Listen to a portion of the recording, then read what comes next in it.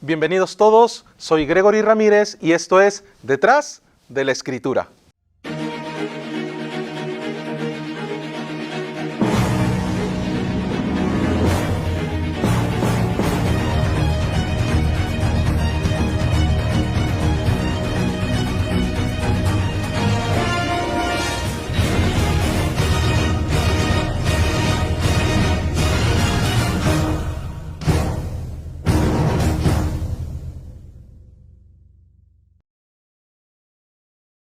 ¿Por qué Juan el Bautista llamó a Jesús Cordero de Dios que quita el pecado del mundo? ¿Alguna vez se han hecho esa pregunta? ¿Por qué Juan el Bautista, al día siguiente que Jesús fue bautizado, hizo esa comparación entre Jesús y un cordero? Vamos a buscar en este programa, detrás de la Escritura, algún versículo compañero, algún versículo que nos dé luces, que nos pueda corroborar por qué Juan el Bautista llamó de esa manera a Jesús. En primer lugar, vamos a buscar San Juan capítulo 1, el versículo 29, que es justamente al día siguiente en el cual Jesús fue bautizado en el río Jordán. El versículo 29 dice: el siguiente día vio Juan a Jesús que venía a él, y dijo: he aquí, el Cordero de Dios que quita el pecado del mundo. Cordero de Dios que quita el pecado del mundo. En primer lugar, lo llamó Cordero, no cualquier Cordero, sino Cordero de Dios. Y aparte, le dio un título adicional a Cordero de Dios, una función adicional al Cordero de Dios, que quita el pecado del mundo. Para nosotros poder entender un poco más acerca de esta manera de Juan, esta manera en la cual Juan le llamó a Jesús, nosotros pongámonos a pensar en el Antiguo Testamento. ¿Cómo se quitaba el pecado en el Antiguo Testamento? Porque el cordero era utilizado como ofrenda de sacrificio para expiación de los pecados en el Antiguo Testamento. Entonces vamos a tratar de entender detrás de la Escritura de qué manera el cordero era utilizado como ofrenda de expiación en el Antiguo Testamento. Vamos a buscar Levítico capítulo 4 del versículo 27 en adelante. Si alguna persona del pueblo pecare por yerro, haciendo algo en contra de alguno de los mandamientos de Jehová, en cosas que no se han de hacer, y delinquiere, luego que conociere su pecado que cometió, traerá por su ofrenda una cabra sin defecto por su pecado que cometió, y pondrá su mano sobre la cabeza de la ofrenda de la expiación y la degollará en el lugar del holocausto. Luego, con su dedo, el sacerdote tomará de la sangre y la pondrá sobre los cuernos del altar del holocausto y derramará el resto de la sangre al pie del altar y le quitará toda su grosura de la manera que fue quitada la grosura del sacrificio de paz, y el sacerdote la hará arder sobre el altar en olor grato a Jehová. Así hará el sacerdote expiación por él y será perdonado. De esa manera se limpiaba el pecado cometido en el Antiguo Testamento. Muchas veces las personas piensan que para poder solucionar el pecado tiene que hacer alguna cosa para resarcirse, alguna acción para remediar su error o su falta cometida, o de repente pedir perdón a Dios, llorar, clamar. Pero si nosotros vemos en la Biblia, no hay ningún fundamento de dichas acciones. Por el contrario, en la Biblia dice, la paga del pecado es la muerte. Quiere decir que si yo cometo pecado, delante de Dios tengo que morir irremisiblemente. Eso está en el Pentateuco también. Hay versículos que respaldan lo que estoy diciendo. Pero si nosotros cometemos pecado las 24 horas del día, por cada pecado que cometemos entonces nosotros tenemos que morir. Yo creo que esa no es la voluntad de Dios. Pero como la paga del pecado es la muerte, alguien tiene que tomar nuestro lugar y morir. Es por eso que Dios en el Antiguo Testamento estableció el tabernáculo. No solo en el monte Sinaí Dios le dio a Moisés la ley, sino también le dio el diseño del tabernáculo para que, de acuerdo al modelo que estaba en el cielo, él hiciera un tabernáculo en la tierra, porque Dios quería morar en medio de su pueblo en el desierto. Es por eso que hicieron el tabernáculo, para que los sacerdotes allí hicieran el sacrificio de expiación, para que ellos, por medio de ese sacrificio, perdonaran el pecado del pueblo y poder recuperar esa comunión, esa comunicación que habían perdido con Dios por cometer los pecados. Por eso nosotros aquí en Levítico capítulo 4 encontramos la manera cómo se limpia el pecado a través de una ofrenda por los pecados que cometió una persona. Pero una persona comete pecado, como dije, las 24 horas del día, hasta con el pensamiento, no solamente los actos. Entonces, si nosotros pecamos constantemente, a cada rato teníamos que traer una ofrenda para que muriera en nuestro lugar. Imagínense si nosotros hiciéramos eso actualmente. Entonces las ovejas, las cabras, los machos cabríos se extinguirían. ¿Es cierto?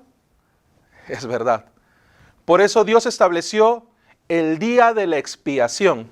En el día de la expiación, no cualquier sacerdote, sino un sacerdote representante de todo el pueblo de Israel, en esa época Aarón, una vez al año ofrecía el sacrificio por la expiación, no solo de él, sino la expiación, el perdón de pecados de todo el pueblo de Israel, una vez al año. Si buscamos en Levítico 16:21 dice, y pondrá Aarón sus 2 manos sobre la cabeza del macho cabrío vivo, y confesará sobre él todas las iniquidades de los hijos de Israel, todas sus rebeliones y todos sus pecados, poniéndolos así sobre la cabeza del macho cabrío, y lo enviará al desierto por mano de un hombre destinado para esto. Esa era la ofrenda por Azazel. Entonces ya habíamos visto en Levítico capítulo 4 que la persona, conociendo su pecado, llevaba la ofrenda, colocaba su mano sobre la cabeza de la ofrenda. Es muy importante la imposición de manos dentro del rito judío. ¿Por qué? Porque con la imposición de manos, una de las explicaciones o de los sustentos por el cual alguien impone las manos sobre la cabeza de otro es para traspasar el poder. En este caso, la persona con pecado, al imponer las manos sobre la cabeza de la ofrenda, su pecado pasaba a la ofrenda. Entonces, como la paga del pecado es muerte, la ofrenda tenía que morir. Luego, en el día de la expiación, habían 2 ofrendas. Una por el sumo sacerdote Aarón y otra por el pueblo de Israel. Entonces, a través de esta ofrenda, Aarón imponía las manos sobre la cabeza de la ofrenda. Entonces, como Aarón, sumo sacerdote, era representante de todo el pueblo de Israel, el pecado de todo el pueblo de Israel pasaba sobre la ofrenda. Y como la paga del pecado es muerte, la ofrenda tenía que morir. Ese sacrificio se hacía al 10º día del 7º mes, una vez al año. Pero si el ser humano pecaba las 24 horas del día, durante todo ese año, ¿acaso no pecará? ¿No acumulará pecados? Y si en ese año esa persona muere con el pecado, ¿a dónde se iría su alma? Si una persona muere con pecado, ¿a dónde se iría su alma? Más adelante vamos a desarrollar ese tema, no se preocupen. Pero para poder entender por qué Jesús fue llamado Cordero de Dios, nosotros vemos en el Antiguo Testamento los corderos eran ofrendas de sacrificio. Pero la ofrenda de Levítico capítulo 4 era el perdón de pecado por un día. La ofrenda de Levítico capítulo 16 era la ofrenda del pecado por un año. Y Jesús, ¿qué tipo de ofrenda será? Vamos a ver un poco, vamos a hablar acerca de Juan el Bautista. Juan el Bautista fue quien bautizó a Jesús en el Jordán. Juan el Bautista era un profeta que anunciaba el reino de Dios, que exhortaba a los judíos, diciéndoles que el reino de Dios se ha acercado, que se arrepientan y vuelvan a Dios. Mientras él estaba bautizando en el río Jordán, se acercó Jesús. Jesús le dijo, bautízame. pero Juan el Bautista sabía que él era Dios mismo. Por eso le dijo, no, el mayor tiene que bautizar al menor. Pero Jesús le dijo una palabra muy importante. Le dijo, haz así para que se cumpla toda justicia. ¿Y qué cosa es la justicia? La justicia es el opuesto al pecado. Por eso nosotros podemos ver en la Biblia que Dios hace una comparación entre el justo y el pecador. ¿Sí? Entonces la justicia es lo contrario del pecado. Si Jesús le dice para que se cumpla toda justicia, quiere decir que con el bautismo de Jesús iba a ocurrir un hecho muy importante. Para poder entender este hecho, primero vamos a hablar un poquito acerca de Juan el Bautista. En Lucas capítulo 1, el versículo 5 dice, hubo en los días de Herodes, rey de Judea, un sacerdote llamado Zacarías, de la clase de Abías. Su mujer era de las hijas de Aarón y se llamaba Elizabeth. Y en el versículo 60 dice, pero respondiendo su madre dijo, no, se llamará Juan. Quiere decir que Juan el Bautista fue hijo de un sacerdote llamado Zacarías. Este sacerdote Zacarías, nosotros sabemos que el sacerdocio se hereda.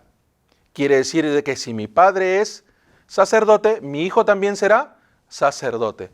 Entonces, por herencia, Juan el Bautista no solo era profeta, también era sacerdote. Nosotros vamos a estudiar un poco más adelante los 400 años de silencio que hay entre Malaquías y San Mateo. Porque el sacerdocio por herencia de los levitas continuó. Sin embargo, durante esos 400 años de silencio se estableció un sacerdocio que era con fines políticos y ya no venían por herencia de los levitas. Sin importar a qué tribu pertenecía la familia, nombraban por conveniencia política a los sacerdotes y sumos sacerdotes. Pero eso lo vamos a ver en un tema más adelante. Por herencia, nosotros podemos ver, Zacarías, padre de Juan el Bautista, era sacerdote, por lo tanto, Juan el Bautista era sacerdote. Ahora vamos a ver San Mateo 11:11, dice, de cierto os digo, entre los que nacen de mujer no se ha levantado otro mayor que Juan el Bautista, pero el más pequeño en el reino de los cielos mayor es que él. Entre los que nacen de mujer no se ha levantado otro mayor que Juan el Bautista. Dios habla acerca de Juan el Bautista de esa manera. ¿Quiénes nacen de mujer? Todos nosotros nacemos de mujer.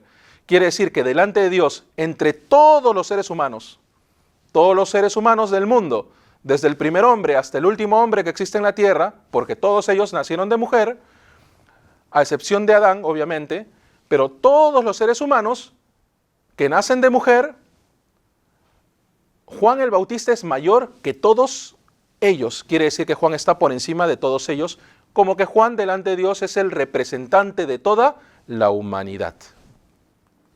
Entonces, siendo Juan el Bautista sacerdote y además representante de toda la humanidad, vamos a ver el pasaje del bautismo de Jesús. En San Mateo capítulo 3, el versículo 16 dice, y Jesús, después que fue bautizado, subió luego del agua, y aquí los cielos le fueron abiertos, y vio al Espíritu de Dios que descendía como paloma, y venía sobre él. Y hubo una voz en los cielos que decía, este es mi Hijo amado, en quien tengo complacencia. Los cielos le fueron abiertos. Quiere decir que antes de ese hecho los cielos estaban cerrados. ¿Y por qué estaban cerrados los cielos? A consecuencia del pecado. En la Biblia aparece, por tus iniquidades hicieron separación entre Dios y los hombres. A consecuencia de los pecados y transgresiones hubo esta separación. Entonces, por el pecado que estaba en el mundo, el cielo estaba cerrado. Pero a partir del bautismo de Jesús, el cielo fue abierto. La única manera posible de que el cielo se abriera era de que ese pecado que impedía que el cielo se abriera fuera quitado. Por lo tanto, el pecado del mundo en ese momento fue quitado. Y si fue quitado y salió del mundo, ¿en dónde llegó? En el bautismo nosotros podemos ver aquí en la imagen que Juan el Bautista está colocando sus manos sobre la cabeza de Jesús. Quiere decir que él, siendo sacerdote y representante de la humanidad, todo el pecado del mundo lo pasó a Jesús. Por eso el pecado del mundo estando en Jesús, ya no estando en el mundo, no había otra forma de que el cielo se abriera. El Espíritu de Dios, que se había apartado desde que Adán y Eva pecaron, regresó, descendió sobre paloma y se puso sobre Jesús. Y los seres humanos que no podían escuchar la voz de Dios por el pecado, oyeron la voz de Dios una vez más, que decía, este es mi Hijo amado en quien tengo complacencia. Entonces, a partir de este pasaje ya nosotros podemos entender detrás de la Escritura que Juan el Bautista llamó a Jesús Cordero de Dios porque Él era la ofrenda perfecta. Él era la ofrenda perfecta para quitar el pecado del mundo a través de Juan el Bautista como sacerdote y representante de la humanidad. Acá en la imagen podemos ver el sacrificio del Cordero en el Antiguo Testamento versus el sacrificio de Jesucristo en la cruz. El sacrificio del Cordero era temporal, duraba un día, duraba un año, pero Jesús siendo perfecto, Jesús siendo el alfa y omega, ese perdón de pecados, esa redención, siendo perfecta, es eterna. Para terminar vamos a buscar Hebreos capítulo 9, el versículo 12. Dice, y no por sangre de machos cabríos ni de becerros, sino por su propia sangre entró una vez para siempre en el lugar santísimo, habiendo obtenido eterna redención. Una redención eterna. ¿Por qué era una redención eterna? Porque la ofrenda de sacrificio, Jesucristo que murió en la cruz, era perfecto, era Dios mismo. La única forma de quitar el pecado perfectamente era a través de Jesucristo. Por eso Juan el Bautista llamó a Jesús Cordero de Dios que quita el pecado del mundo. Si ustedes tienen alguna duda adicional acerca del tema que tratamos hoy, pueden escribirnos a nuestras redes sociales que aparecen a continuación y nosotros gustosamente les responderemos. Conmigo será hasta una nueva oportunidad. Nos vemos. Esto fue Detrás de la Escritura.